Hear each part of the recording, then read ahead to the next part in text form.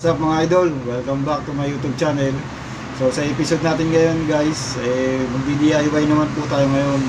At dahil papalapit na po ang Holy Week, nito pong nakaraang Palm Sunday, gumawa po kami ni Mrs. ng palaspas. So ipapakita ko po sa inyo kung paano ginagawa ang pagpalaspas para next time hindi na po tayo bibili. So kaya na po natin gumawa na sarili natin palaspas. So yun guys, panood po natin. Good!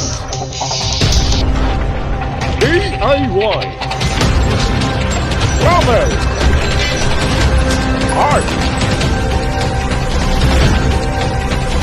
Renegade Open Channel. Ito na po mga idol, simulan na natin. So materyales po natin gagamitin ay talbos ng niyog. Yung pong pinakamurang dahon ng niyog. Kung meron pong niyog na mababa, ayan, pwede nyo pong kuhanin yung pinakatalbos niya. So yung di pa po nakabukadkad ang gagamitin natin.